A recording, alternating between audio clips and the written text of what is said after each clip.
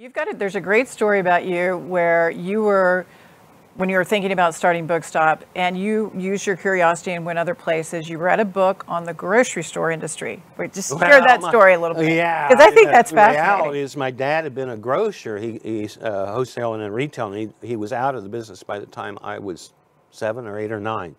But he had books around, and I'd read them because I was reading everything I get. I wrote off to Procter & Gamble for their history when I was like 12 or 13 or something. And I started going when my parents had let me leave the hotel when we were in Chicago or New York. I would go out and go to company headquarters and ask for the annual report and ask to talk to somebody with my questions. I went to every retail store and I could get to talk to the owner or the manager, Sears, Penny, Kmart. And so this book was about well, I started to say supermarket layout, but the book was made in the 50s, so it was really about these little 10,000 square foot stores, little by current standards.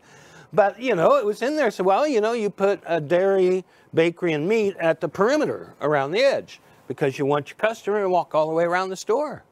You don't want them walking in, buying something, coming right to the register.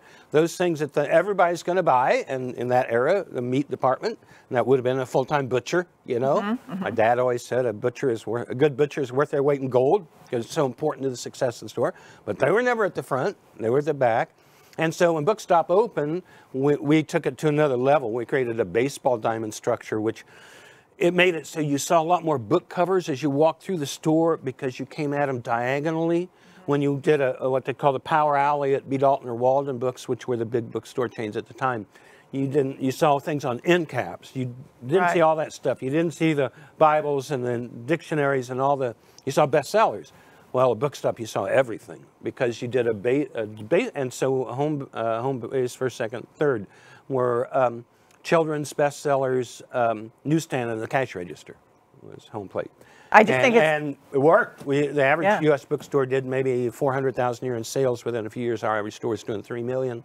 And B. Dalton and Walden Books disappeared, and Barnes & Noble bought us, and then they took it to another level with mahogany and coffee shops. Yeah, I think it's fascinating though. You went outside of what your industry was. You have to. Yeah, to see what other industries were doing. Most of the breakthrough ideas are not going to come from your industry. You got to be very aware of it. I've always been attuned. I've spent lots of time in my competition. That's one thing. So I was in the travel business where I lost my money, but a very interesting business.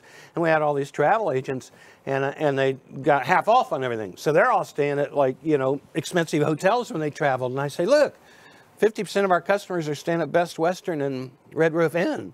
You need to do that once in a while. And man, everybody was going to quit on me. You know, I remember advising a woman that had a barbecue. And I said, oh, we need innovative ideas and everything. And a friend had asked me to speak to all the tenants in the shopping center he owned. She had good barbecue. I said, but you know, so-and-so down the street, they have this, and then these guys do this with iced tea, and boy, you should check out their She said, well, I don't ever go to those places. I'd be giving money to the competition. And you think about it, how many airline CEOs have ever flown one of the other airlines? That's interesting. How many hotel execs have stayed in the other guy's hotels? Yeah. Because, you know, they got them free and all. Banks, you know, how many CEOs of banks have ever gone through a drive-through? They're on auto deposit and everything. Yeah. The banks in general are a disaster for the consumer. So it's great to shop your competition. And to put yourself in the shoes of the customer. That's the key.